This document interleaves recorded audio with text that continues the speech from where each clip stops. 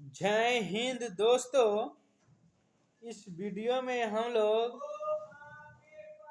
Crown publication का सभी प्रतियोगिता परीक्षा के लिए इम्पोर्टेंट है। टॉपिक का नाम है हरित गृह प्रभाव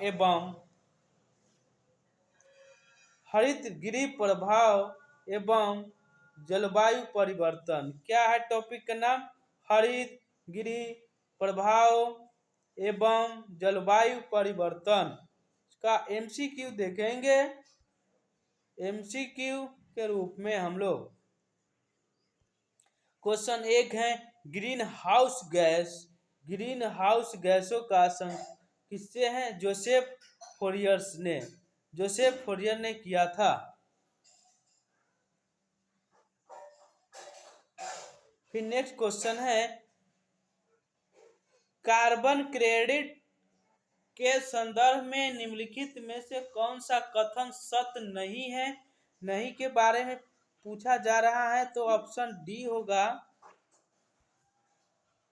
कार्बन क्रेडिट का क्रय विक्रय संयुक्त राष्ट्र पर्यावरण कार्यक्रम के द्वारा समय समय पर नियम मुल्कों के आधार पर किया जाता है। मानव की कौन सी क्रिया जलवायु से सर्वाधिक प्रभाव होती है? तो कृषि। निम्न में से किससे जलवायु परिवर्तन का क्रायोजेनिक संकेतक प्राप्त किया जाता है? Ice core. क्या है? Ice core. Kyoto protocol. क्या है? क्योटो प्रोटोकॉल निम्न में से संबंधित है जलवायु परिवर्तन का। किसे? जलवायु परिवर्तन का। वायु में कार्बन डाइऑक्साइड की बढ़ती हुई मात्रा से वायुमंडल का तापमान धीरे धीरे बढ़ रहा है, क्योंकि कार्बन डाइऑक्साइड सौर विकिरण के अवरक्त अंश को अवशोषित करती है। निम्नलिखित में कौन सी सम्मिलित नहीं है? तो कार्बन व्यापार मॉन्ट्रियल प्रोटोकॉल। Carbon credit. क्या है? कार्बन क्रेडिट का दृष्टिकोण इनमें से किसने शुरुआत? Kyoto protocol. Option number A. निम्नलिखित में कौन सा विश्व का पहला देश जिसमें भूमंडलीय तापन के प्रतिकरण के लिए कार्बन टैक्स लगाने का प्रस्ताव रखा है? तो न्यूजीलैंड। कौन? न्यूजीलैंड। इस पर विचार करना है। कार्बन जमाओ। कार्बन क्रेडिट के बारे में स्वच्छ विकास नियुक्त सीडीएम क्योटो नवाचार नियुक्त में एक है। फिर है दो में सीडीएम के अंतर्गत कार्यान्वित होने वाली परियोजनाएं केवल संलग्न वन देशों से संबंधित हैं। तो ऑप्शन नंबर ए हो जाएगा।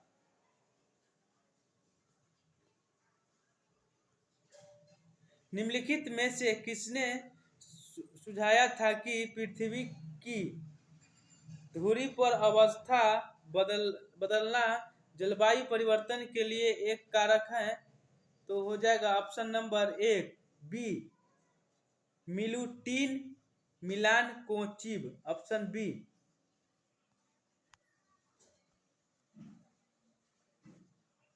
फिर हम लोग देखेंगे, निम्नलिखित दशाओं में कौन सा वैश्विक ताप के असर को इंगित करता है? तो सभी हो जाएगा। क्या होगा? सभी हो जाएगा। हिमानी की पिघलना, सागरीय तल में उत्तन। फिर होगा मौसम मौस मौसमी दशाओं में परिवर्तन। 4 में होगा ग्लोबल तापमान में वृद्धि, ऑप्शन नंबर डी।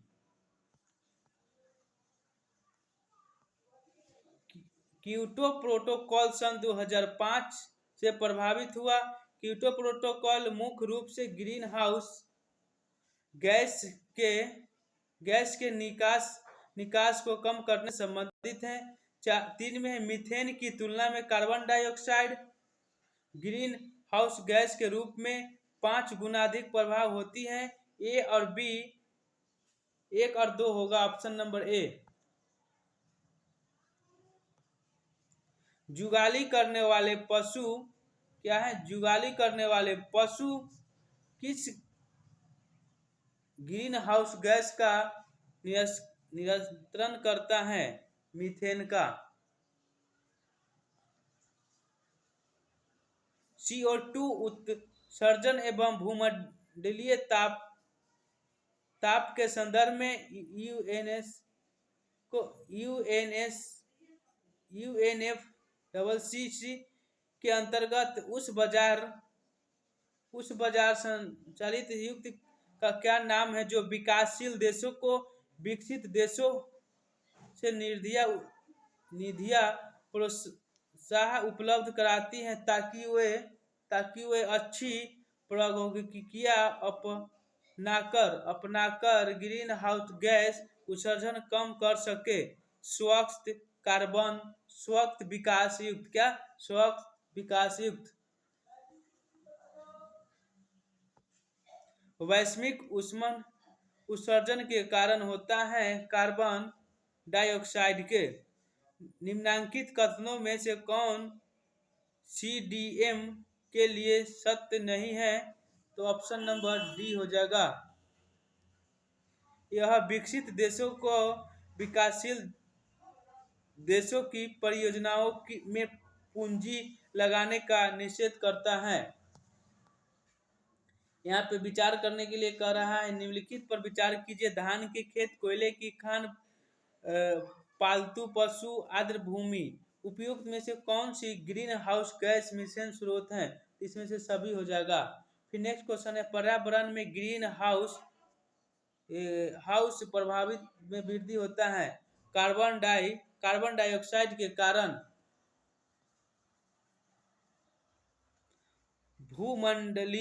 भूमंडलीय तापमान का कारण है कार्बन डाइऑक्साइड में वृद्धि। निम्नलिखित में से कौन सा सार्वत्रिक तापन क्या है? सार्वत्रिक तापन ग्लोबल वार्मिंग के लिए उत्तरदायी है? तो उपयुक्त में से सभी होगा। मीथेन, कार्बन डाइऑक्साइड और जलवाष्प। फिर नेक्स्ट क्वेश्चन है, निम्नलिखित में से कौन एक सर्वाधिक भंगुर पारिस्थितिकी तंत्र है जो वैश्विक तापन द्वारा सबसे पहले प्रभावित होगा? तो होगा आर्कटिक एवं ग्रीनलैंड हिम चादर, ऑप्शन नंबर ए। निम्नलिखित में से किस देश में विश्व के तापमानों पर आंकड़े इकट्ठा करने के लिए वैश्विक वायुमंडल चौकसी स्टेशन स्थापित नहीं किया था? तो भारत में। निम्नलिखित में से कौन सा भारत सरकार की जलवायु कार्य योजना क्लाइमेट एक्शन प्लान का 8 मिशन सम्मिलित नहीं किया गया था? आणविक ऊर्जा क्या? आणविक ऊर्जा, ऑप्शन नंबर बी। निम्नलिखित में से कौन सा पिछली शताब्दी में पृथ्वी के औसत तापमान में वृद्धि हुई है? 0.8 डिग्री सेल्सियस। जलवायु परिवर्तन का कारण है? उपयुक्त में से सभी। ग्रीन हाउस गैसों, प्रदूषण और ओजोन परत का क्षरण। भूमंडलीय उष्णता ग्लोबल वार्मिंग के परिणाम स्वरूप एक में है सार्वभौमिक संपर्क बेहतर हो गए, 2 में है हिमनदी वज्री भूमि होने लगी, 3 में है समय से पूर्व आम में बौर लगा, 4 में स्वस्थ एवं कुप्रभाव पड़ा। तो 2, 3, 4 हो जाएगा ऑप्शन नंबर बी।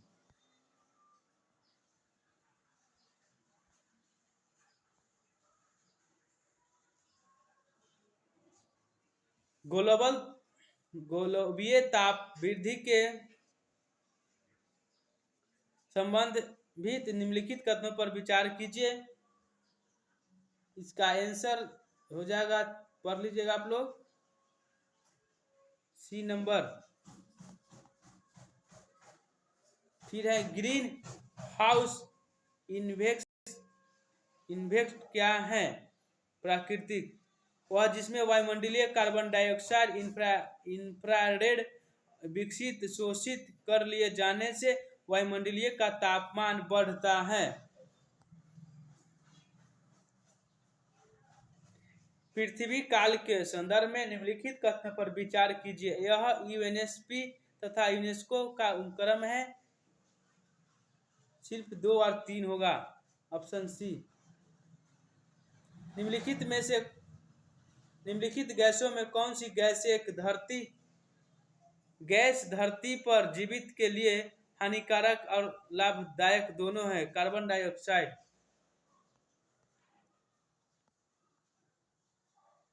फिर है हरित जलवायु निधि ग्रीन क्लाइमेट फंड के बारे में निम्नलिखित में से कौन सा कथन सत्य है?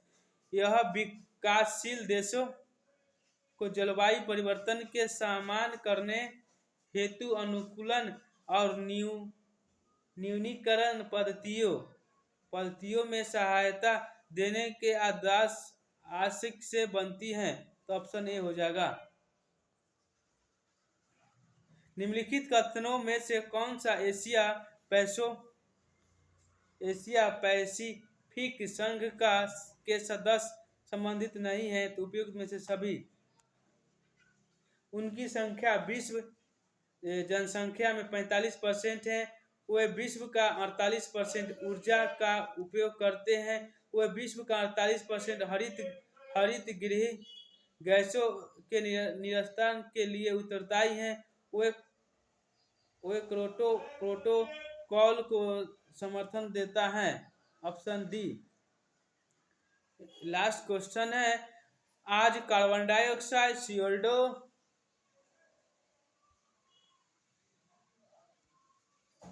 CO2 के उत्सर्जन में सर्वाधिक योगदान देने वाला देश है चाइना। जय हिंद, जय भारत।